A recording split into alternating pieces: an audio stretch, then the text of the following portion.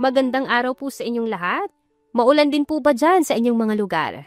Pero wala pong problema yan dahil sa malamig na panahong ito ay paiinitin ang ating puso sa isang panibagong kwento na naman na ating pagsasaluhan ngayong araw. Pero bago po yan, syempre, ay babati muna tayo sa ating mga avid listeners. Hi to Taguba family from Sitio Alumot, Barangay Tibag, Abra, De Ilog Occidental, Mindoro. Melanie Cervantes, OFW from Hong Kong. Leah Jane Itulid from KSA. Karen Carlon Odtihan from Europe, Limer Amans from Antipolo City, Angeline Almuete from Antipolo City, Anisha Kundangan from Santa Rosa, Laguna, Jen Daragay from Bani, Pangasinan, kay Ma'am Cora Kimbo Bihag, na avid listener natin since 2023 from Tubod, Lanao del Norte, and Yams Villapane from Abu Dhabi.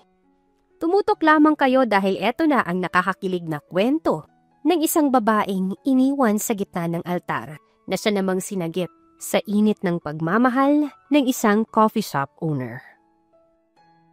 They say life is full of surprises. And it was indeed. Sino ba ang mag-aakala na sa pinakaimportanteng araw sa buhay niya ay mawawasak ng sobra ang puso niya? At sino ba ang makakaisip na sa mismong araw ng kanyang kasal ay bigla na lamang mawawala ng parang bula ang fiancé niyang si Asher? Sino ba ang mag-e-expect na pagkatapos ng 5 taon nilang magkarelasyon ay bigla nitong sisirain ang lahat ng pinagsamahan nila? Anong nangyari? Tanong niya sa mga kaibigan na si Noah at Stacy. Ngunit imbis na sagutin ay nagtinginan lang ang mga ito. Noah! Stacy! Seryoso na niyang tanong sa mga kaibigan. Kita naman niya ang kabadong ekspresyon ng mga kaibigan dahilan para kabahan din siya. Anong nangyari, Noah? I'm sorry, Koa. Pero tingin ko, hindi na mangyayari ang kasal mo. Sa wakas ay sagot nito sa tanong niya. Kumunot naman agad ang noo niya sa narinig. What do you mean? Ano bang nangyayari? Koa, wala si Asher. Anong wala? May nangyari ba sa kanya? Na-aksidente ba siya? He ran away, Koa. Wala siya sa hotel room niya. At pagtingin namin sa CCTV, ay nakita siyang umalis kaninang 3:00 ng madaling araw. Baka naman ay pinuntahan lang. Babalik din yun. Hintayin lang natin. Dala niya lahat ng mga gamit niya, Koa. At may nakapagsabi na may nakakita sa kanya sa airport. Pumunta raw sa Malaysia si Asher. Si Stacy naman ang sumagot. Malaysia? Ano naman ang gagawin niya doon? Ayaw niya nang magpakasal, Koa. Maingat ngunit may awa na sagot ni Noah. Natigilan naman siya at natulala. Hindi siya makapaniwala sa mga narinig niya at mas lalong hindi siya makapaniwala na gagawin yun sa kanya ni Asher. 5 taon na silang magkasintahan. Nag-propose na ito sa kanya at sabay nilang plinano ang kasal na yon kaya paano nito magagawa na iwan siya sa mismong araw ng kasal nila? Hindi magagawa sa akin ni Asher yun, Noah. Koa, umiling-iling siya. Hindi ako iiwan ni Asher sa mismong kasal namin, Noah. We have planned this together. We dream about this. I'm sorry, Koa. Saad na lamang ni Noah tsaka siya nito niyakap. Hindi naman na niya napigilan pa ang sariling mapaiyak na. Hindi niya alam kung anong nararamdaman niya na wala siyang magawa kundi ang umiyak na lang at umiyak hanggang sa pakiramdam niya ay wala na siyang mailuluha pa. Para naman hindi na siya mapilitan pa na harapin ang mga bisita nila ni Asher ay si Noah na ang kumausap sa mga ito at nagpaliwanag sa kung ano man yung nangyari. Habang naiwan naman sa tabi niya si Stacy para samahan siya. Sabi niya mahal niya ako. Pero bakit niya ginawa sa akin to? Anya habang panay pa rin ang iyak. Baka hindi pa siya handang magpakasal? Sagot ni Stacy. Kung ganun, bakit siya nag-propose? Hindi naman ako nagmamadaling magpakasal, Stacy. Sana hindi na lang namin muna inasikaso yung kasal na to kung hindi pa naman pala siya handa. Hinaing niya pa dito. Hindi ko alam kung anong sasabihin ko, Koa. Pero nandito lang kami ni Noah para sa'yo. Sagot pa ni Stacy. Tsaka siya nito niyakap. Lalo naman siyang naiyak. Pakiramdam niya ay bigla na lamang gumuho ang mundo niya. At tanging pag-iyak na lang ang magagawa niya. Sila mama, siguradong masama rin yung loob nila. Paano ko ito ipapaliwanag sa kanila? Tsaka mo nalang isipin yan, Kowa. Magpahinga ka na muna. Sagot naman ni Stacy.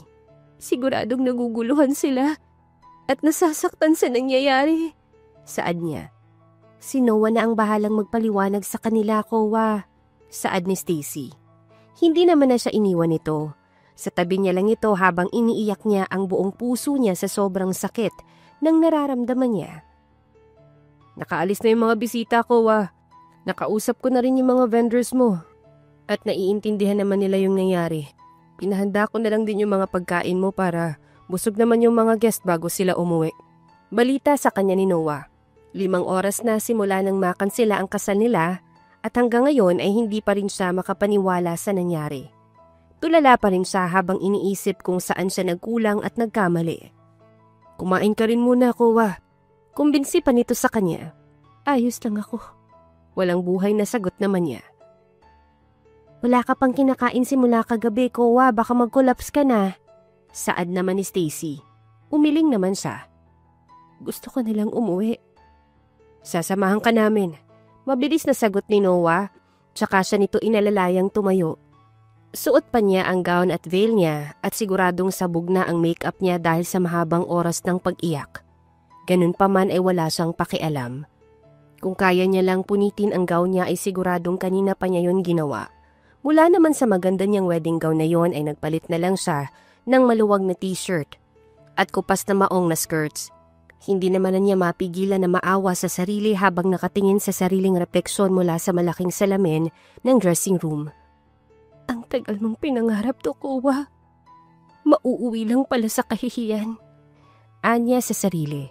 Wala siyang maisip na dahilan para gawin sa kanya ni Asher yon. Para iwan lang siya dito sa mismong araw ng kasal nilang dalawa. Maayos naman sila. Wala silang naging problema habang nag-aayos sila para sa kasal nila. Kaya hindi niya alam kung bakit bigla na lamang itong hindi sumipot sa kasal nila. Yung siraulong yun? Talagang nangibang bansa pa para hindi ko siya mapuntahan? Ang kapal-kapal ng mukha. Dagdag niya pa. Tsaka muling napahagulgol. Mabilis naman na pumasok sina Noah at Stacy sa loob para damayan siya. Niyakap siya ng mga ito habang iyak siya ng iyak. Samantala hindi naman maipaliwanag ni Seymour ang sayang nararamdaman niya habang pinagmamasdan ang bagong bukas niyang coffee shop. Ilang negosyo rin kasi ang sinubukan niya, ngunit lahat ng mga yon ay hindi man lang nagtagal. Hindi niya alam kung mali lang ba siya ng negosyong sinusubukan o wala lang talaga siyang swerte sa pagnenegosyo. I hope will work out, Copy. Kausap niya sa shop niya. Nangako kasi siya sa sarili niya na kung pati ito ay papalpak din, ay talagang susuko na siya sa pagninegosyo at babalik na lang sa dati niyang trabaho bilang nurse. Ayoko nang bumalik sa ospital, kaya please, sana naman maging maayos tayo, Copy. Mas masarap maging boss kaysa tauhan ng iba, okay? Dagdag niya pa. Natigilan naman siya nang makarinig ng mahinang tawa mula sa likuran niya. Desperado ka na talaga, ha? Nakangising tanong sa kanya ni Ara, ang barista niya sa shop. Pang-5 negosyo ko na to kaya talagang desperado na ako, no? Ubus na rin yung ipon ko. Kaya pag di pa rin to naging successful, wala na talaga akong choice kundi yung bumalik sa ospital. Sabi ko naman sa'yo na mag-invest ka na lang ng stocks. At least doon hindi ka mapapagod at mas-stress. Mas masarap pa rin kumita na alam mo talagang pinaghirapan mo yung bawat sentimo nun. Mas maganda pa rin maging praktikal, no? Pagod na pagod ka na pero ayaw mo pa rin sumuko. Lakas din talaga ng trip mo sa buhay. Sagot pa nito. Hindi na tuloy niya mapigilan ang mapasimangot. Naisip mo ba na pag tumigil ako sa pagtatayo ng business, ay mawawalan ka rin ng trabaho, ah? Imbis naman na mapaisip at magsisi, ay nagkibit balikat na lang ito sa kanya. Alam mo na yung sagot dyan, Seymour. Nandito lang naman ako para tulungan ka. Tulungan ako pero kumukuha ng sahod, asar niya. Siyempre, kailangan ko ring mabuhay, no? Sino na lang yung dadamay sa'yo kung wala ako? Sumbat naman ito sa kanya. Kaya hindi ka nagkaka-boyfriend dahil buntot ka ng buntot sa akin, eh. Hindi naman ako naghahanap ng boyfriend, no? Sagot pa nito. Aba, tumatanda ka na, Ara. Wala ka bang balak na mag-asawa? Meron, siyempre. Paano ka makakapag-asawa kung nandito ka? Pang-aasar niya pa. Hindi naman na niya narinig pa ang sagot ni Ara nang mapalingon siya sa babaeng dumaan sa likod nito. Simple lang ang ayos nito at napakaseryoso ng muka. Pero ang ganda-ganda pa rin ito sa paningin niya. Hey Seymour, nakikinig ka ba? Agaw ni Ara sa atensyon niya. Nilingon pa nito kung saan siya nakatingin. Babae na naman, komento pa nito. Ang ganda niya, Ara. Nakangiting saad niya. Tila ba nakakita siya ng anghel na bigla na lamang bumaba galing sa langit. Hindi naman mapigilan ni Ara ang mapairap sa kanya. Lahat naman maganda para sa iyo eh. Hindi. Siya ang pinakamaganda sa lahat ng nakita ko. Lahat naman. Yan din yung sinabi mo dun sa kay Catalina eh. Umiling siya. Hindi, mas maganda to. Sure na ako na mas maganda to. At wala nang makakahigit pa sa kanya. Tila nandidiring tinitigan naman siya ni Ara. Ano yan? In love ka na naman? Napangiti naman siya doon. At alam na agad ni Ara ang sagot sa tanong nito. Ewan ko na lang talaga sa'yo, Seymour. Ang hirap ng intindihin ng mga trip mo sa buhay. Anito tsaka siya tinalikuran para pumasok na sa loob ng shop nila. Habang siya naman ay naiwan doon ng ngiti-ngiti pa rin habang nagmamasid sa opisina na pinasukan ng magandang babae na nakita niya.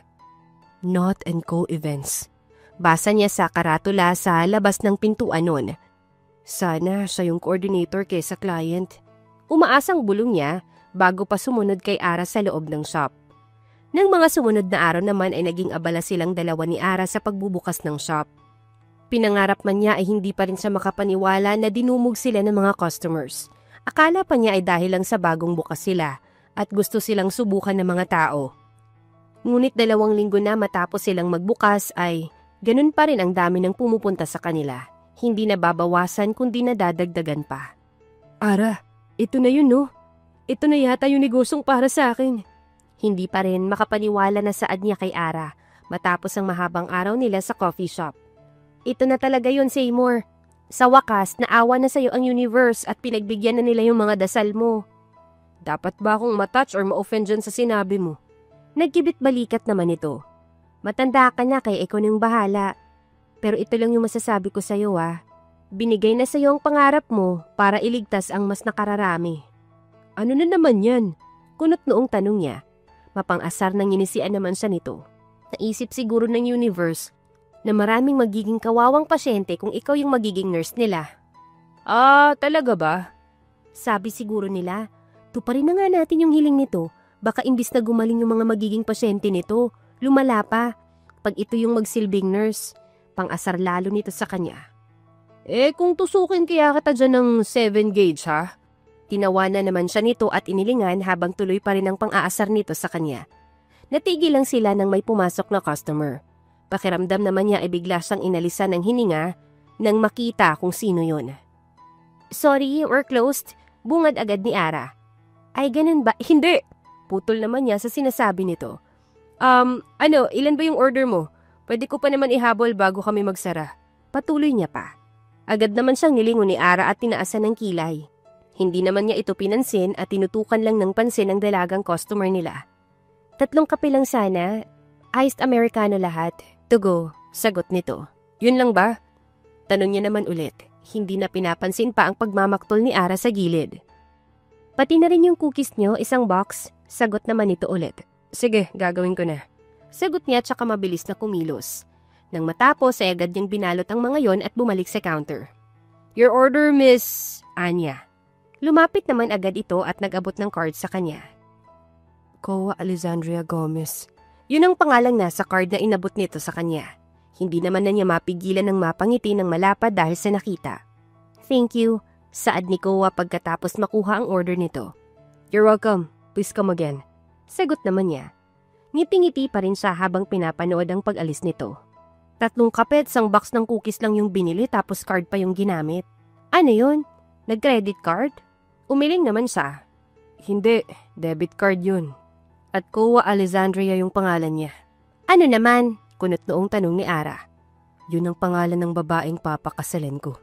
Kinikilig na sagot naman niya. Napairap at napailing naman lalo si Ara sa kanya. Sa kabilang banda naman ay pinili na lang agad ni Kowa na bumalik sa kanyang trabaho bilang wedding coordinator para hindi na niya maisip pa ang nangyari sa kasal. 3 linggo na rin ang nakalipas at hanggang ngayon ay hindi pa rin nagpapakita sa kahit na sino si Asher.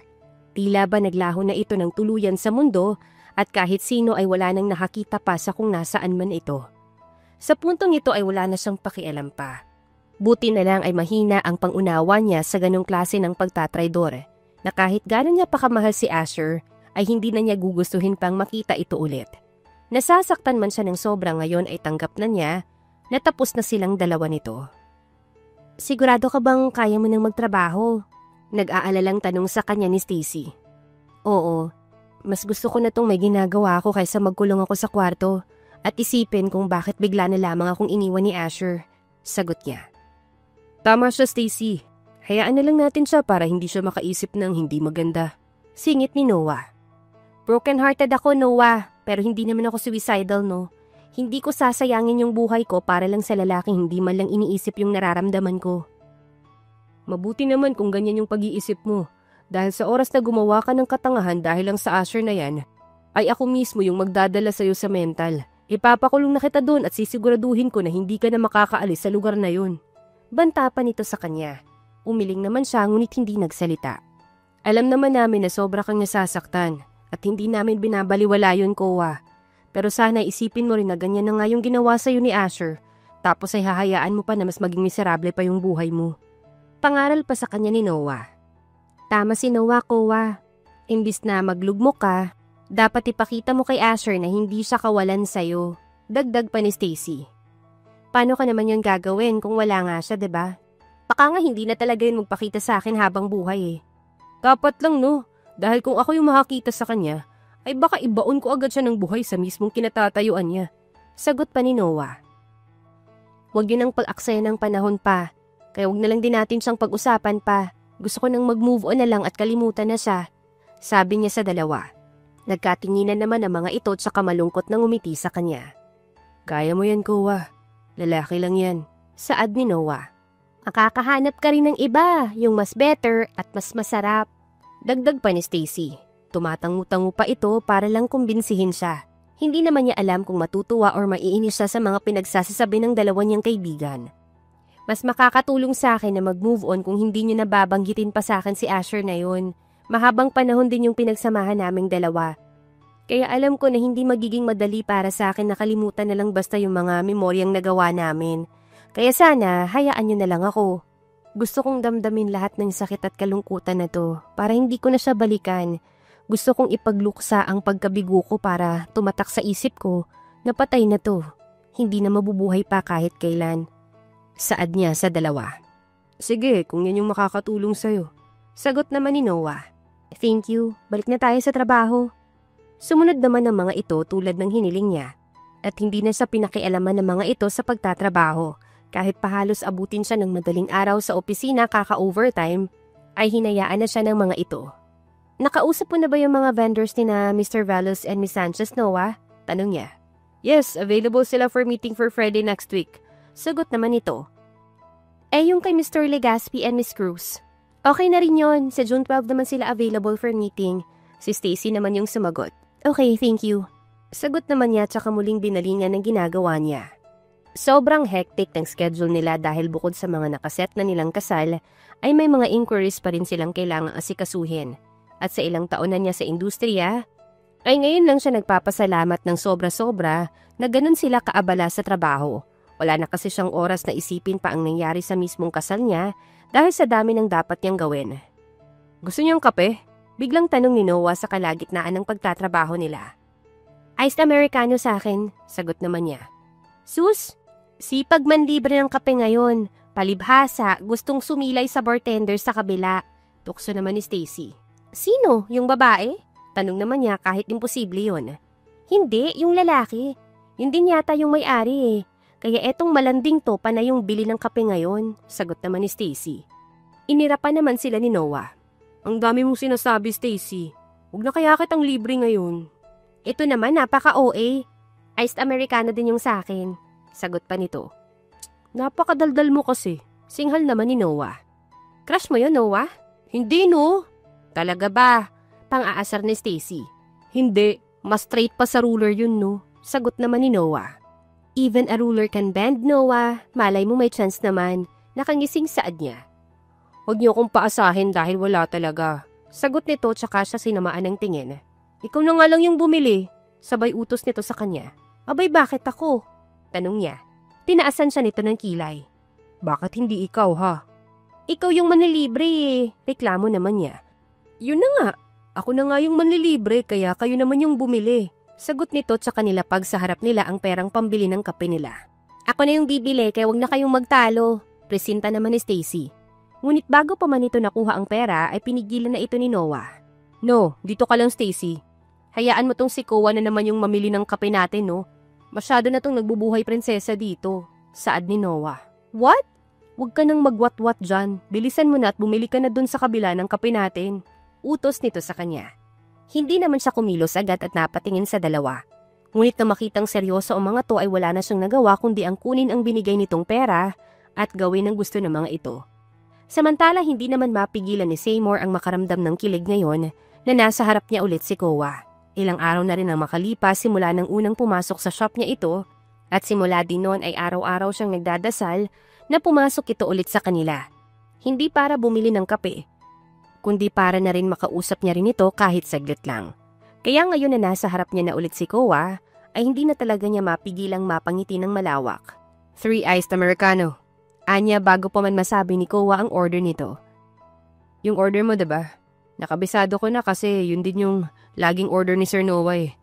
Nakangiting dagdag niya para hindi naman ito mag-isip ng hindi maganda tungkol sa kanya. Tumango naman ito at bahagyang umiti sa kanya. Oo, tapos pakisamahan na rin itong blueberry cheesecake. Anything else? Wala na. Umiiling nitong sagot. Pangalan na lang po dito sa cup. Koa, sagot nito. Tumango ulit siya at ngumiti. 550 po lahat. Here. Anito sabay abot sa kanya ng 1,000. I received 1,000 pesos. Here's your change, Miss Koa. Upo ka muna dyan habang ginagawa ko pa yung orders mo. Sabi niya. Tumango naman si Koa at saka ito na upo sa isang gilid na malapit lang sa counter. At kahit naman gusto niyang patagalin ang kilos niya, para mas tumagal din niyang makita ito ay ayaw naman niyang magkaroon ito ng pangit na impresyon sa coffee shop niya. Kaya kahit labag sa loob niya, ay ginawa niya agad ang orders nito. Iced Americano for Miss Koa. Tawag niya nang handa na ang orders nito. Mabilis naman itong lumapit. Thank you. You're welcome. Please come again. Sagot niya. Ngiti-ngiti pa rin. At tulad nung nakaraan ay pinanood niya ang pag-alis nito hanggang sa mawala na ito sa paningin niya. Parang tanga. Dinig niya namang komento ni Ara mula sa gilid niya. Para kang tanga dyan, Seymour. Dagdag pa nito. Wala naman akong ginagawa, Ara. Anong wala? Ayan no, ngiting-ngiti ka dyan na parang baliw. Umiti lang parang baliw na agad. Mumuso niya namang sagot. Ang creepy kaya ng ngiti mo, iritadong saad pa nito. Creepy? Hindi naman ah. Ang creepy mo, Seymour. Kaya kung ayaw mong katakutan ka ng crush mo, ikalma mo yung sarili mo pag nandyan siya. Daig mo pa yung high school na first time nagka-crush eh. Sabi pa nito sa kanya. Napanguso naman siya at napaisip. Totoo naman na hindi nga niya mapigilan ng sarili niya na mapangiti sa tuwing nakikita niya si Koa. Pero wala naman siyang makitang mali doon. Sadyang hindi niya lang talaga mapigilan na mapangiti sa kilig sa tuwing nakikita niya ito. At sigurado siyang normal lang yon na reaksyon niya. Ganun pa man ay pinakinggan pa rin niya ang sinabi ni Ara. Sinubukan niyang maging formal pero welcoming pa rin tuwing bumibili si Koa sa kanila. Kaya lang hindi talaga niya mapigilan minsan na ma-overwhelm sa nararamdaman niyang kilig. Magiging girlfriend ko yan. At kapag nangyari yon, papakasalan ko agad siya. Bulong niya sa sarili habang nakatingin sa paalis na figura ni Koa nang muli itong mamili sa kanila. Malala ka na talaga, Seymour. Siguro dapat na kitang dalhin sa mental. Komento naman agad ni Ara na hindi man lang niya namalaya na nasa tabi na pala niya. Hindi ako nababaliw no. Totoong nararamdaman ko para kay Koa, Ara. Totoong mahal ko siya. Sagot naman niya. Mahal? Ni hindi nga kayo magkakilala sa personal eh. Ano naman? Kailangan ba nakilala mo agad sa personal bago ka ma-inlove sa isang tao? Oo, Diyos ko, para ka namang high school eh. Singhal pa sa kanya ni Ara. Sasagot pa sana siya nang matigilan siya ng mahagip ng paningin niya kung sino ang nakatayo sa harapan nilang dalawa, ni Ara. Ano pong order niyo, Sir Noah? Tanong niya kay Noah. Crush mo si Koa? Nakangising tanong naman ito sa kanya. Hindi niya alam kung nang aasar ba ito o masaya sa nalaman nito. At dahil naman narinig na nito ang usapan nila, ay hindi na siya nagsinungaling pa. Tumango siya bilang pag-amin sa tanong nito sa kanya. Oo, gusto ko siya. Kabado ngunit matapang niyang sagot. Nagulat naman siya nang bigla na lamang tumili si Noah sa narinig. Talaga ba? Eh di may balak kang ligawan siya. Kailan? Gusto mo ilakad kita? Sunod-sunod pa na tanong nito sa kanya. Hindi naman siya makapaniwala sa narinig na hindi niya alam kung ano yung isasagot niya. Hindi naman niya ako kilala pa eh. Sabi na lamang niya. Ilalakad nga kita. Bakit mo naman gagawin yun? Takang tanong niya pa ulit. Tinaasan naman siya ng kilay ni Noah. Ayaw mo ba na tulungan kita? Gusto, pero gusto ko ring malaman kung bakit mo gagawin yun. Kasi kaibigan ko siya at gusto kong maging masaya siya. Simpleng sagot ni Noah. Lalong hindi naman niya alam kung ano yung sasabihin niya. Natulala na lamang siya sa harap ni Noah. Iniisip kung totoo ba ang nangyayari. Ano, gusto mo ba o hindi? Tanong pa ulit sa kanya. Gusto ko. Ngumisi naman ulit sa kanya si Noah. Ayan, ganyan. Ito yung dapat mong malaman tungkol kay Kowa. Una, sandali. Hindi ba magagalit yung kaibigan mo kapag nalaman niya tong ginagawa mo? Singit naman ni Ara sa usapan nilang dalawa. Bakit naman siya magagalit? Sagot ni Noah. Nakakunot ang noo nito.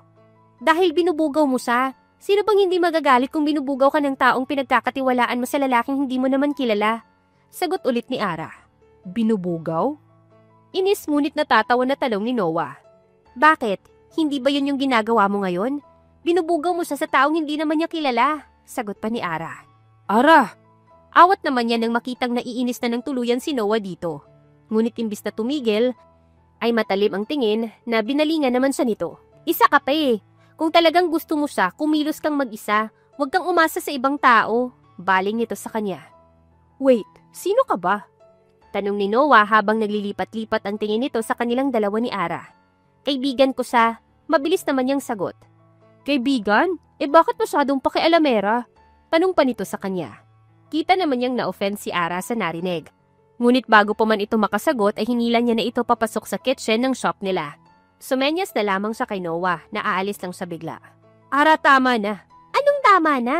Seymour, tinatawag niya akong pakialamera. Galit na singhal naman ito sa kanya. Napahugot na lamang siya ng malalim na hininga at napailing. Hindi ka kasi dapat nakikisawsaw sa usapan namin, Ara. Alam ko na galit ka dahil sinabihan ka niya ng ganun. Pero hindi ko naman siya masisisi kasi nakikisabat ka sa usapan sa aming dalawa lang dapat. Mahinahon na sagot niya. Napanganga naman si Ara sa sinabi niya. Kinakampihan mo pa talaga yung baklang yun? Mas galit na kastigo nito sa kanya. Umiling naman siya. Wala akong kinakampihan sa inyo, Ara. Ang sinasabi ko, mali yung ginawa mo na nakisawsaw ka sa usapan na hindi ka naman kasali. Eh di kinakampihan mo nga siya. Hindi nga, Ara. Yes, you are. Ano yan? Tatalikuran mo na lang basta yung ilang taong pagkakaibigan natin nang dahil lang sa isang babae? Umiling ulit siya. Wala akong tinatalikuran, Ara. Hindi rin natin kailangang pag-awayan pa yung bagay na to. Alam mong gustong-gusto ko si Kowa. At yung alok ng kaibigan niya ang pinakamagandang tsansa na pwede kong makuha para makalapit sa kanya. Kaya sana, huwag kang maging hadlang para mangyari yung bagay na yon. Paliwanag niya. Tinalikuran niya ito pagkatapos niyang sabihin yon. Alam niya kasi na pag pinatulan niya pa si Ara, ay mag-aaway lamang sila ng tuluyan. It was really because of a girl, huh? Dinig niyang saad pa ni Ara bago hindi na niya pinansin pa. Binalikan na lang niya si Noah at masayang umiti dito. Tinatanggap ko yung alok mo.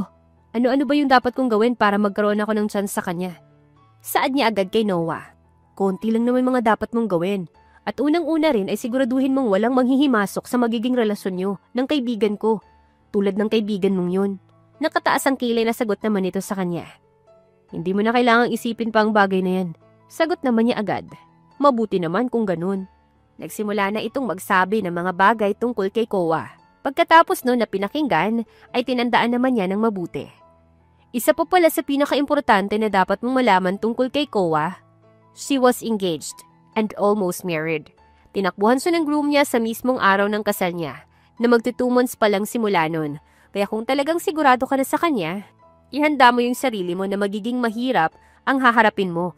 Bago mo siya mapasagot, saad nito bago nagpaalam na aalis na. Habang siya naman ay naiwang na overwhelmed sa mga narinig niya. Sa kabilang banda naman ay hindi maiwasang makaramdam ng kakaiba si Kowa pagkapasok pa lang niya sa pinto ng opisina nila. Hindi niya alam kung ano ang meron kaya sa huli ay nagkibit-balikat na lamang siya. Uy, kape, libre mo? Tanong niya kay Noah nang maabutan niyang may nakahandang kape at cake sa lamesa niya. Hindi, Sagot naman nito. Kuripot. Komento naman agad niya. Sumimangot pa siya para ipakita ang disappointment niya. Umirap naman ito sa kanya. Gaga, libre yan, pero hindi ako yun nanlibre. Oh, edi sinong nanlibre? Si Stacy? Himala? Umiling naman si Noah sa kanya. Hindi rin siya. Asa ka naman libre yung babaeng yun, no? Kung hindi siya, edi sino? Curious na tanong naman niya. Napakunot noon naman siya na makita ang nakakalokong ngiti ni Noah. Libre ng owner niyang coffee shop sa kabila. Sabi pa nito. Bakit naman niya tayo ililibre? Gusto niya lang, sagot pa ni Noah. Lalo namang napakunot ng noo ang dalaga. Baka expired na tong ginamit niya dito kaya libre ha? Sira, hindi naman masama yung ugali ni Seymour para gawin niya yung sinasabi mo, no? Depensa naman ito. Napataas kilay naman siya. Oh, first name basis na kayo? Close na ba kayo niyang crush mo? Sabi ko naman sa'yo may chance eh. Chance my ass. Friends lang talaga kami nun, no? Kawawa ka naman pala kung ganun. Pang-aasar naman niya. Ay wow ha. Alam mo, kung hindi ko lang kilala kung sino yung gusto ni Seymour, hindi ko siya tatantanan hanggang hindi siya maging akin, no? Sagot naman ito. Napataas naman ang kilay niya at biglang na-curious sa sinabi nito. Kilala mo? Sino? Nginisian siya nito. Magugulat ka kapag nalaman mo kung sino.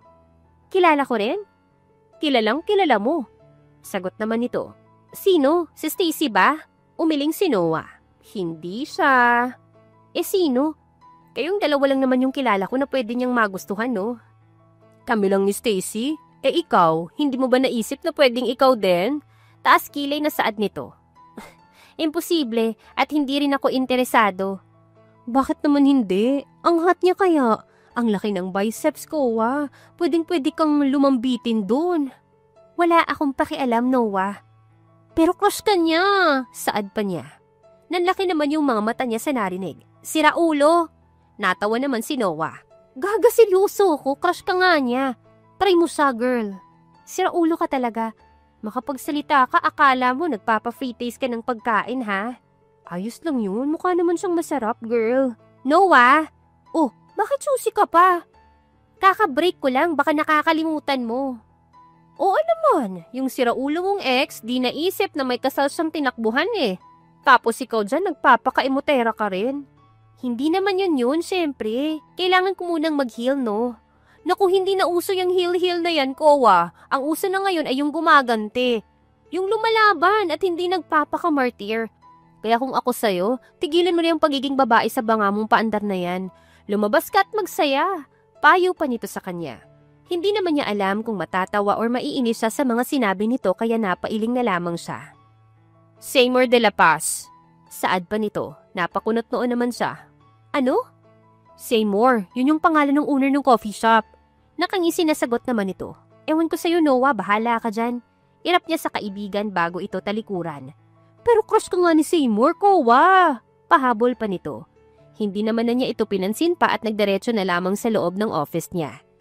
Samantala, ilang araw nang tinitimbang ni Seymour ang nararamdaman niya, simula nang magkausap silang dalawa ni Noah. Hindi niya kasi inakala na may ganun palang sitwasyon na pinagdadaanan si Kowa dahil hindi naman yun halata sa dalaga. Ganun pa man, nauunawaan at nakikisimpatya pa siya sa nararamdaman at pinagdadaanan nito ngayon. Siguradong napakasakit nun para sa kanya. Anya habang nakatingin sa kawalan. Pero sana hindi siya matakot na sumubok magmahal ulit. At kung ako yung mapili niyang mahalin, at hindi lang sa salita, kundi lalo na sa gawa na papatunayan kong mahal ko siya. At siya lang yung mamahalin ko. Dagdag niya pa.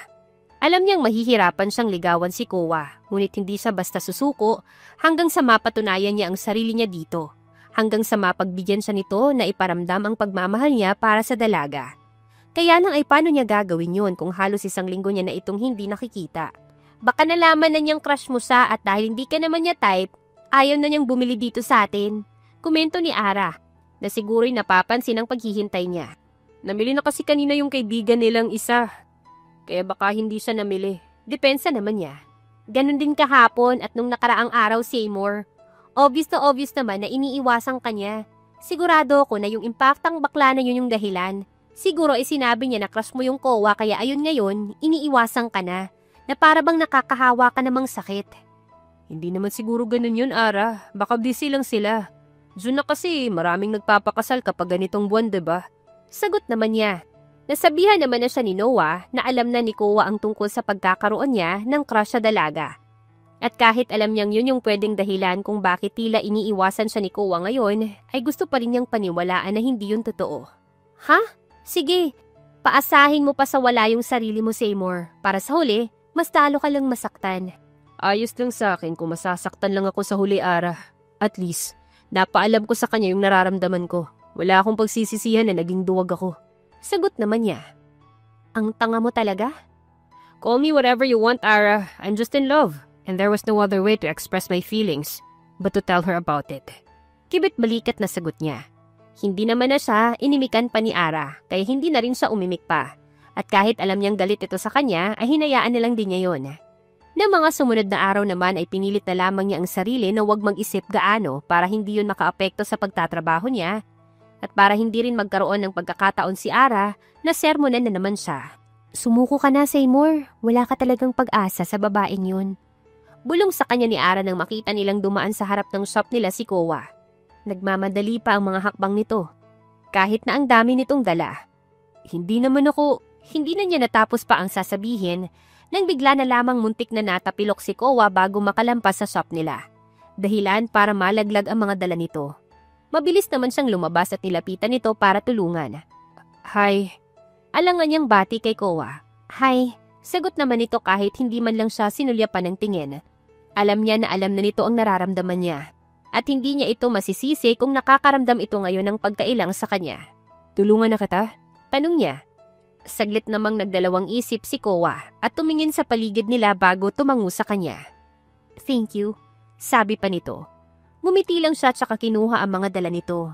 Hinintay niya pa itong maunang maglakad papasok sa loob ng opisina ng mga to bago siya sumunod. Saan ko ilalagay ito? Tanong niya. Dito na lang. Sagot naman ito habang nakaturo sa isang lamesa sa gilid nila. Tumango naman ito at sinunod ang sinabi niya. Thank you. Sabi nito pagkatapos niyang mailagay ng maayos sa mga gamit nito. You're welcome. Sagot niya. Ilang segundo pa silang nagkatitigan saka lang niya naisip na dapat na siyang umalis. Sige, balik na ako sa shop. Sabi na lang niya. Thank you ulit. Saad naman ni Kowa. Tumango siya tsaka naglakad na palabas nang muli niyang lingunin ito. Naniniwala siya na lahat ng bagay ay dapat ginagawa sa tamang oras. At sa pagkakataon na ito ay alam niyang ito na ang tamang oras para masabi niya kay Kowa ang nararamdaman niya. Kahit pa na alam naman ito ang tungkol doon. Kowa, sandali. Tawag niya. Tumigil naman sa paglalakad si Kowa na dapat ay papasok na rin sa office nito at nilingon siya. Alam ko na alam mo na to, na nasabi na ni Noah sa'yo ang tungkol sa nararamdaman ko. Pero gusto ko pa rin sabihin sa'yo. Gusto kong marinig mo sa akin mismo. Anya tsaka humugot ng malalim na hininga. Gusto kita, Kowa. Gustong gusto kita. Pero wag kang mag-alala. Hindi ko naman ipipilit yung sarili ko para sa'yo. Ayos lang kung hindi mo ako magustuhan. Pagpapatuloy niya pa. Saglit naman na napatitig sa kanya si Kowa tsaka itong umiti at tumango. Thank you.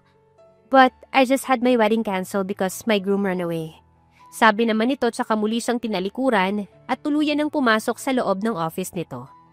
Habang siya naman ay napahugot na lamang ng malalim na hininga. Alam naman na niya ang tungkol sa kasal nito pero hindi pa rin niya mapigilan ang magulat sa narinig. Namamangha siya na makitang matapang pa rin ito sa kabila ng nangyari. Ganun pa man, pakiramdam niya ay naalisan siya ng mabigat na bagay sa dibdib niya, na kahit alam niyang pwedeng walang patunguhan ay ginawa niya at masaya pa rin siyang nasabi niya pa rin yun. Sa kabilang banda naman ay napahawak na lamang ng kanyang dibdib si Kowa dahil sa bilis ng kabog nun. Hindi niya inaasahan ang pagtatagpo nilang dalawa ni Seymour na yon at sa totoo lang ay napaka-awkward doon para sa kanya. Calm down, Kowa. Hindi ka pwedeng maapektuhan ng dahil lang doon. Paalala niya pa sa kanyang sarili. Simula kasi nang malaman niyang may gusto sa kanya si Seymour ay hindi na siya tinantanan pa ni Noah sa pagpapalapad papel nito para sa binata. Para bang may makukuha itong bonus kapag sakaling tagumpay itong ilakad si Seymour sa kanya. Kaya ngayon tuloy ay hindi niya maiwasan na makaramdam ng pagkasilang kay Seymour. Si Seymour ba yun? Galing siya dito? Anong ginawa niya? Nag-usap kayo? Pinayagan mo ng manligaw?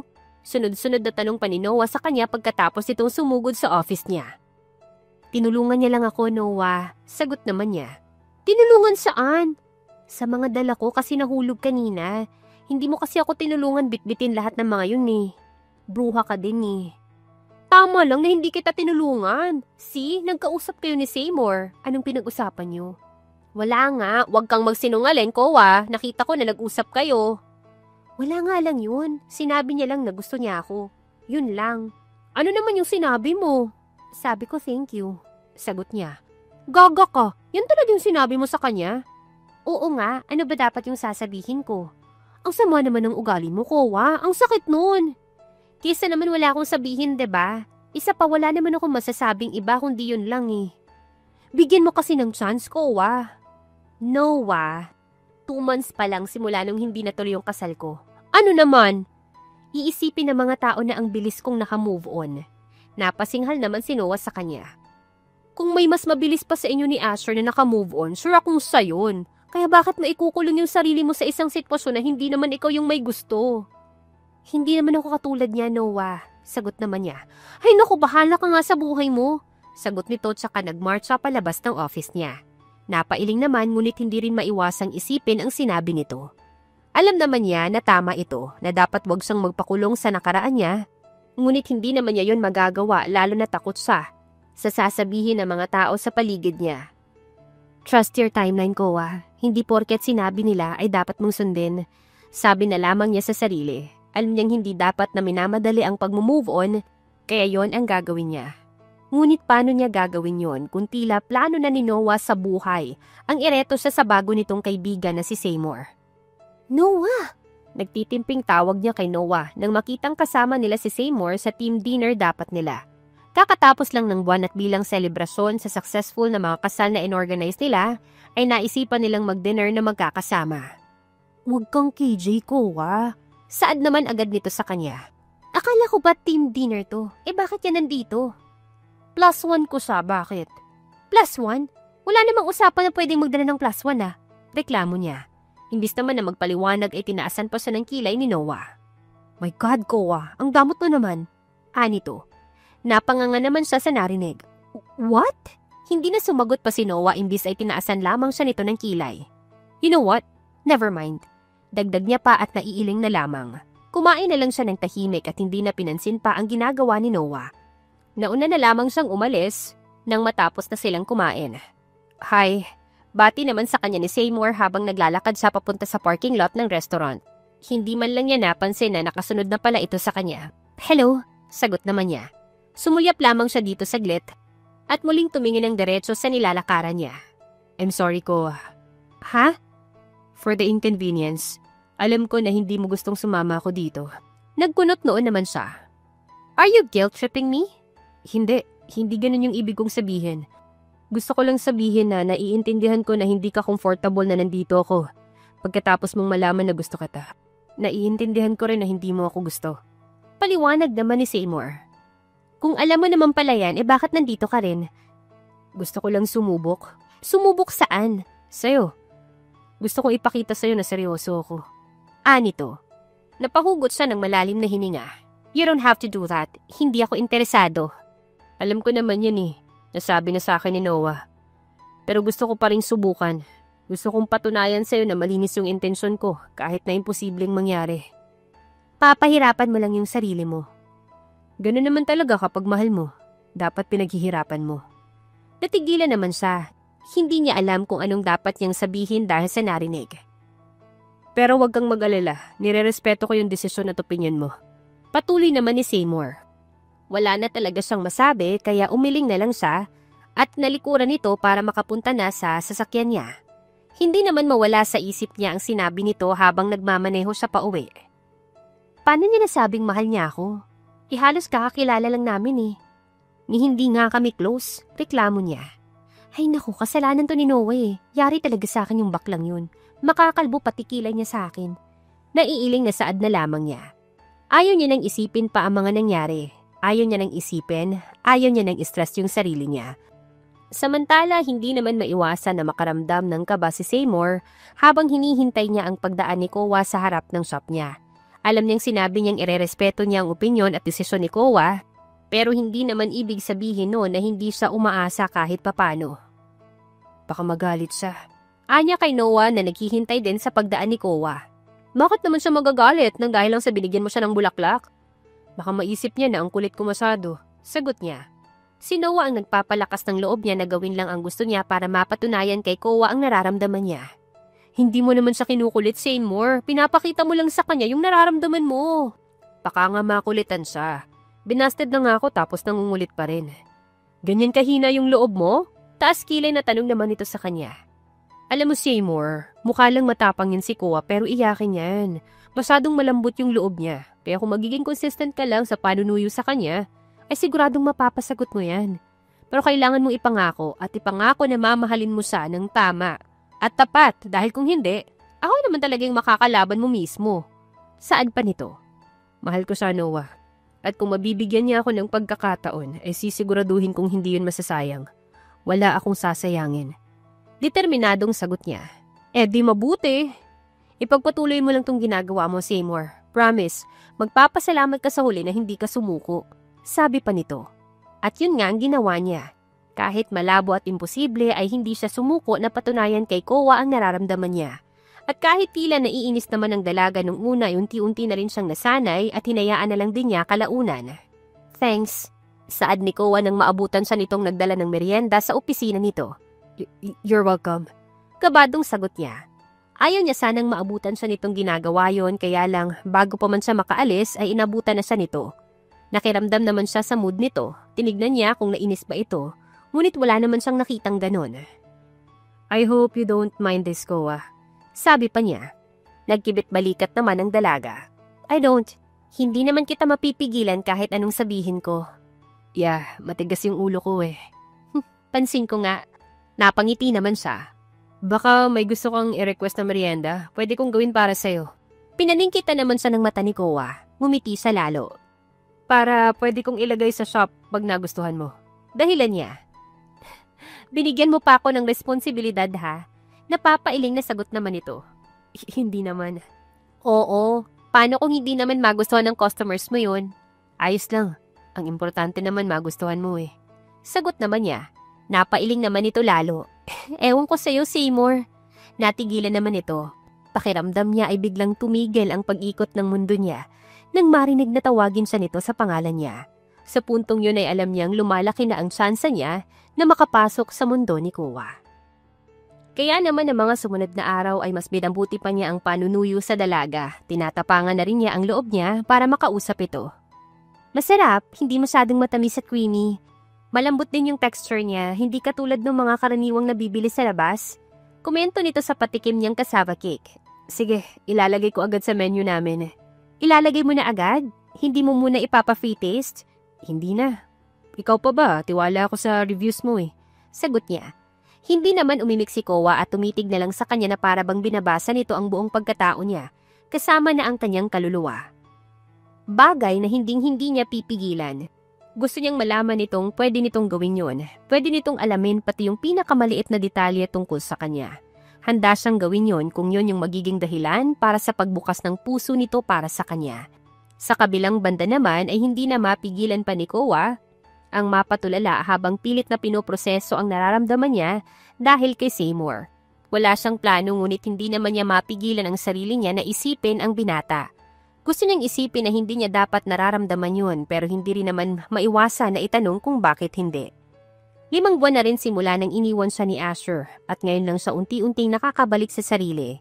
Ngayon lang ulit siya nakakaramdam ng saya at dahil yun kay Seymour, dahil hindi siya sinusukuan nito at ang isipin yun ay naghahatid sa kanya ng kakaibang kilig. He's good, Kowa. Bulong niya sa sarili. Binalingan naman agad siya ni Seymour. May sinasabi ka? Wala, bilisan mo na lang dyan. Tumango naman ito at muli nang bumalik sa ginagawa nito habang siya naman ay bumalik din sa panunood dito. Nasa shop sila dahil may sinusubukan itong i-mix ng kape at siya yung gusto nitong unang makatikim noon. Seymour? Tawag niya nang hindi nakatiis. Naiinip ka na ba? Pasensya na pero saglit na lang to matatapos na ako. Napailing naman siya at humakbang sa kinatatayuan nito. Hindi ko na kayang maghintay. Ha? Kaping-kape ka na? Hindi na niya pinatapos pa ang sasabihin ni Seymour dahil tumingkayad at inabot na niya ang labi nito para mapatakan ito ng halik. Sa loob ng nakaraang mga buwan ay wala itong ginawa kundi iparamdam na espesyal at importante siya. Na kahit alam naman itong pwedeng wala itong makuhang kapalit galing sa kanya, ay hindi pa rin ito tumigil na iparamdam sa kanya na mahal siya nito. I love you, Seymour. Anya pagkatapos ng halik. Alam niyang may masasabi ang mga tao sa paligid nila pero wala siyang pakialam para doon. Gusto niyang maging masaya at mahalin din tulad ng pagmamahal na kaya niyang ibigay para isipin pa ang mga maririnig niya galing sa ibang tao. Mahal mo na ako? Gulat na tanong ni Seymour sa kanya. Oo, hindi naman siguro ito madaling paniwalaan pero hindi mo na kailangang magpaliwanag, Koa. Sapat na sa akin na malaman na mahal mo ko. Putol ni Seymour sa sinasabi niya. Pero naghanda ako ng sasabihin sa'yo, Seymour, marami akong gustong sabihin. Pwede mo namang sabihin sa akin yan sa mga susunod na araw. Marami pa naman tayong pagkakataon, Koa. Sa bagay, nangingiti niyang sagot. Napakagat siya ng labi habang nakatingala kay Seymour. Hindi talaga siya makapaniwala na kaya niyang magmahal ulit at si Seymour pa yon. I love you. Ulit niya pa, hindi para marinig ang sagot ni Seymour, kundi dahil masarap yon sa pakiramdam niya. Ngunit nang sabihin din yun ni Seymour ay mas masarap din pala sa pakiramdam niya. I love you too, Koa. Hindi mo alam kung gaano mo ako napasaya ngayon. Anit at saka inabot ang pisngi niya. Marahan nitong hinaplos ang pisngi niya habang may matamis na ngiti na nakakahawa. Napangiti rin siya kasabay ng paghilig ng mukha niya sa palad nito. Ang init ng kamay mo, ang sarap sa pakiramdam, komento niya. Pwede ba kitang halikan? Tanong naman ito sa kanya. Yes, you may. Tila lasing na pinanood naman siya ni Seymour na parang kinakabisado nito ang bawat sulok ng mukha niya. Mula sa kilay, mga mata, ilong at labi niya. I love you so much, Koa.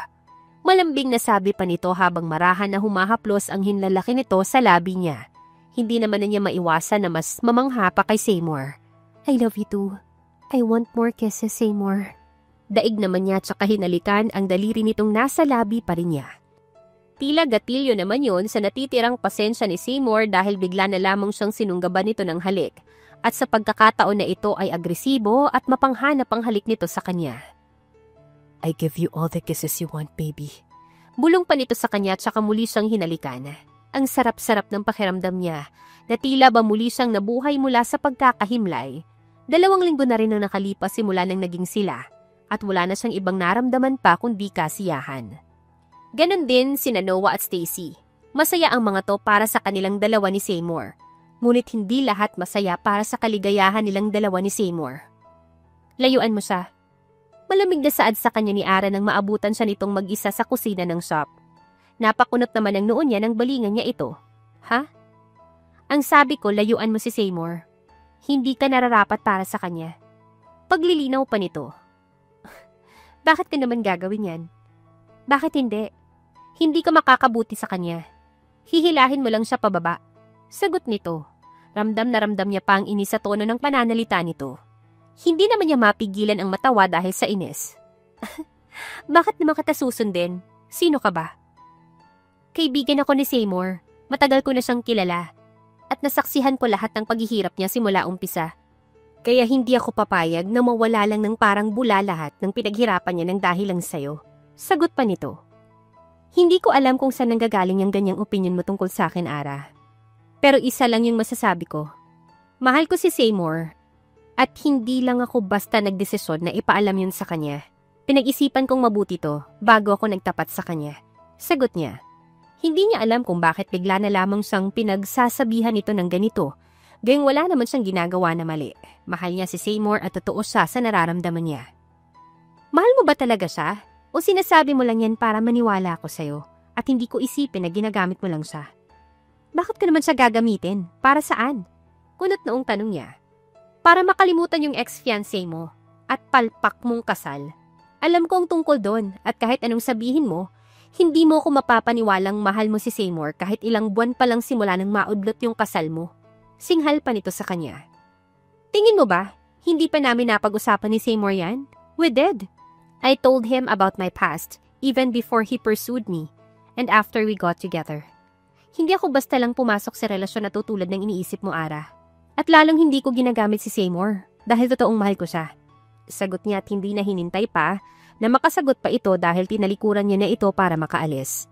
Samantala, sobrang gaan at sarap naman sa pakiramdam para kay Seymour ang mga nagdaang linggo. Halos 2 buwan na silang dalawa ni Koa. At simula pa lamang nung unang araw nila ay wala nang paglagyan pa ang kaligayahang nararamdaman niya. Ayos ka lang ba? Tanong niya nang mapansing tulala si Koa. Ayos lang naman, may iniisip lang ako. Pwede ko bang malaman kung ano yun? Tanong niya.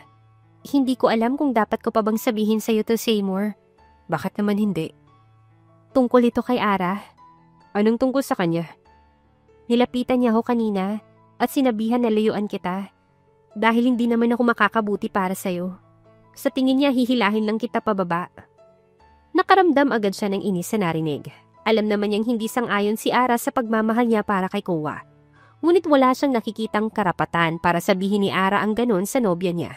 Kakausapin ko siya. Saad niya? Akmang tatalikod na para puntahan si Ara nang bigla siyang pigilan ni Koa. Wag na, Seymour. Alam ko naman na hindi yun totoo, na hindi mangyayari yung iniisip niya dahil pareho tayong aangat, diba? Pero hindi tama yung ginawa niya, Koa. Maaari tayong magkasira sa ginawa niyang yun. Nakakainis pa rin yung ginawa niya. Komento nito. Alam ko naman yun, pero ayoko nang palakihin pa to, Seymour. Hayaan na lang natin siya, okay? Napahugot naman siya ng malalim na hininga at pilit na tumango na lang. Patunayan natin sa kanya na mali siya ng iniisip, anya. Ngunit hindi pa rin siya matahimik kaya kahit nangako na siya kay Koa ay kinausap pa rin niya si Ara. Nagsumbong siya sa'yo. Hindi pagsusumbong yun, Ara. At may karapatan akong malaman yung opinyon mo sa relasyon namin. Totoo naman yung sinasabi ko, Hihilahin ka lang ng babaeng yung pababa, Seymour. Hindi siya nakakabuti para sa'yo. Mahal ko siya, kaya paanong hindi siya makakabuti para sa akin? Ginagawa ka lang niyang rebound. Paano mo nasabi? Paano mo alam yun, ha? Ikaw na ba ang nasa relasyon namin? Ikaw ba ang nakakaramdam kung paano niya ako alagaan at itrato? Seymour! Umiling siya. Alam ko yung pinanggagalingan nitong opinyon mo, Ara. Hindi ako bulag at manhid. Pero hanggang dito lang talaga yung kaya kong maramdaman para sa'yo. Matagal na niyang alam na may gusto sa kanya si Ara. Pero hanggang kaibigan lang talaga ang kaya niyang ibigay para dito at hindi niya pipilitin ang sarili niyang humigit pa yun doon. Matagal na pala akong mukhang tanga dito. Kaibigan kita, Ara. Alam mong higit pa doon yung gusto ko, Seymour. Sumbat nito sa kanya. Hindi naman na siya umimik at pinanood lang ito. Magre-resign na ako. Hindi ko na kayang magstay pa dito pagkatapos ng pag-uusap nating to. Naiintindihan ko. Sagot niya. Walang balak na pigilan ito. Umiiyak na tinalikuran na siya nito at nagmamadaling umalis na. Hindi niya ito pinigilan dahil alam niyang ang paghihiwalay ng landas nilang dalawa ang ikakatahimik na mga personal nilang buhay. Sa kabilang banda naman ay hindi makapaniwala si Koa nang malamang umalis na si Ara sa coffee shop ni Seymour. Dahilan para mag-isa na lamang ito ngayon sa negosyo nito. You promised you won't do that, Seymour. Kastigo niya dito. I know, I'm sorry baby. Hindi ko lang talaga matiis. Ayokong may gunong problema na hindi natin pinapansin. Pero nag-resign si Ara dahil doon. Pwede naman ako mag-hire ng iba. Sagot niya. Ewan ko sa'yo, Seymour. Ang kulit mo talaga. Hayaan mo na yon. Ang importante wala na tayong iisipin. Hindi nag-iisa si Ara, Seymour. Siguradong marami pa dyan na hindi sang-ayon sa relasyon nating dalawa. Wala na akong pakialam sa kanila. Lalo na kung hindi ko naman sila kilala. Ayoko lang na kung sino pa yung nakakaalam kung paano ko pinaghirapan na mahalin mo rin ako. Ay siya pa yung gagawa ng dahilan para iwan mo ko. Hindi ko naman gagawin yun. Mahal kita at hindi kita iiwan, Seymour. Hindi naman ako papayag na mangyari yun. Akin ka na at gagawin ko lahat para lang wag kang mawala sa akin. Sabi pa nito, hindi naman niya mapigilan ang makaramdam ng kakaibang kilite dahil sa narinig. Ayaw niya man ay hindi niya pa rin maiwasan na ikumpara ito kay Asher at sa kung paano siya minahal nito. I love you, Seymour. Buong puso niyang saad. I love you more, Koa. Ikaw lang, pangako. Sagot nito, yumuko pa ito para sana halikan siya, nang bigla na lamang may tumawag sa kanya. Nang makita naman niya kung sino yun ay gano'n na lamang ang galit na naramdaman niya. What are you doing here? Malamig na tanong niya kay Asher. Gusto sana kitang makausap, Koa. Wala tayong dapat pag-usapan, Asher. Sagot niya at saka binalingan si Seymour. Tara na, Seymour. Ayan niya dito. Agad naman siyang pinigilan ni Asher na makaalis. Koa, please. Alam kong nagkamali ako. Nasaktan kita at pinahiya sa lahat ng kamag-anak at kaibigan natin pero alam mo naman pala yung ginawa mo eh. Eh bakit nandito ka pa? Gusto ko lang humingi ng tawad at magpaliwanag. Kowa, hindi ko kailangan ng paliwanag mo. Lalo na yung paghingi mo ng tawad, Asher. Maliwanag na ang lahat sa akin at isa lang yung masasabi ko sa'yo. Magkaroon ka sana ng hiya at wag nang magpakita pa ulit sa akin. Saad niya tsaka ito tinalikuran at hinila si Seymour paalis. Hindi niya alam kung saan ito kumuha ng lakas ng loob para magpakita pa sa kanya pagkatapos ng ginawa nito sa kanya. Hindi mo ba siya kakausapin? Tanong sa kanya ni Seymour. Ayaw ko na siyang makausap. Pero gusto niyang magpaliwanag ko. Para saan pa? Tapos na kami at ayos na ako. Hindi ko na kailangan pang marinig kung ano man yung sasabihin niya. Tinitigan naman siya ni Seymour na para bang pilit nitong binabasa ang tumatakbo sa utak niya. Napahugot na lamang siya ng malalim na hininga at inabot ang kamay nito. Masaya na ako, Seymour, at matagal ko nang natanggap yung ginawa niya at kinahinatnan ng relasyon namin kaya hindi ko na kailangan pang marinig kung ano man yung galing sa kanya. Masaya ka? Masayang masaya. Dahil ba sa akin? Kanino pa ba ha? Gusto ko lang makasiguro ko. Ayoko mag-assume at makagawa ng hindi mo gusto ng dahil doon. Ano naman yung gagawin mo na hindi ko pa gusto? Ayain kang magpakasal. Alam kong ilang months pa lang simula nung sana magpapakasal kayo ni Asher. At ilang weeks pa lang tayo. Alam ko rin na pwede tayong mahusgahan dahil dito. Pero hindi ko na kayang maghintay pa ako. Gusto ko nang pakasalan ka. Saad nito na talagang kinagulat niya. Namangha naman siya at hindi na niya mapigilan pang mapangiti sa kilig. Sa puntong ito, alam niyang wala na siyang kawala pa kay Seymour. Hulog na siya at wala siyang plano na kung mawala pa. Sige, magpakasal na tayo. Sagot niya. Mahal niya ito at wala siyang nakikita na dahilan para patagalin pa ang relasyon nila. Talaga? Payag ka? Oo, Seymour. Payag ako. Basta pangako mo lang sa akin na hindi mo ko iiwan. Hindi mo na kailangang hilingin pa sa akin yan, Kowa. Dahil simula pa lang ay alam ko na agad sa sarili ko na ikaw yung mamahalin ko sa buong buhay ko na to at sa mga susunod pa. Lalo naman siyang kinilig sa sinabi nito na wala na siyang masabi pa. Yumakap na lamang siya dito at sumiksik sa dibdib nito. Mahal na mahal kita, Seymour. Mahal na mahal din kita. Nang sumunod na araw naman ay sinimulan na nila ang pag-aasikaso ng kasal nila. Una nilang ginawa ay ang pagsasabi sa mga pamilya nila at tulad ng inaasahan niya ay naging alangan ang pamilya niya. Ngunit hindi naman tumutol ang mga ito. Sunod naman ay ang malalapit na kaibigan na sobrang saya din para sa kanila. Ngunit wala na yatang masasaya pa sa kanya. Lalo na't nakikita niyang involved si Seymour sa pagpaplano at paghahanda ng kasal nila. Bagay na hindi ginawa noon ni Asher. At para kay Asher naman ay nanatili ang desisyon niya na wag na itong kausapin. Naniniwala siya na hindi lahat ng bagay ay kailangan pang pag-usapan para lang magkaroon ng closure. Sapat na yung alam niya at tanggap niyang tapos na ang lahat para makausad siya ng matiwasay sa buhay. At kay Ara, hindi man niya alam ang naging pag-uusap nito at ni Seymour ay naging maayos din ang lahat para sa dalawa. May pagkakataon lang talaga na pati yung pagkakaibigan ay kailangan ding matapos. Alam mo ba, ito ang pang 52 na kasal na aayusin ko. At kasal ko pa ulit. Saad ni Seymour. Huwag kang mag-alala. Hindi ito matutulad sa naudlot mong kasal. Sisiguraduhin kong maikakasal ka sa akin. Sagot ni Seymour. Siguraduhin mo lang dahil talagang hahantingin kita kahit nasaan ka man. Siguradong sigurado ko. Baka nakakalimutan mo na kinukulit-kulit pa kita para lang magustuhan mo ako. Kaya bakit ko sasayangin itong pagkakataon na binigay mo sa akin? Hindi ko rin sasayangin to, Seymour. Gusto kong tayo na hanggang sa huli. Tayo naman na sa huli ko. Ikakasal na nga tayo eh. Ngayon ay naniniwala siya na kailangan na muna niyang mabigo bago niya matagpuan ang kaligayahan na walang kapantay. Na kahit gaano niya paminahal si Asher ay hindi yun magiging sapat dahil si Seymour ang inilaan para sa kanya. Kaya ngayon nandito siya sa piling ng tamang tao para sa kanya at sigurado na siyang hindi na mauulit pa ang nangyari noon. Hindi na siya masasaktan at maiiwan pang muli. At dito na nga po nagtatapos ang kwentong pag-ibig ni Seymour at Kowa. Naway kayo po ay kinilig sa kwentong ating napagsaluhan ngayong araw. Muli po ay maraming salamat sa inyong walang sawang pagkikinig at pagsuporta. Hanggang sa susunod, abangan pa rin ang mga kwentong puno ng aral, pagmamahal at inspirasyon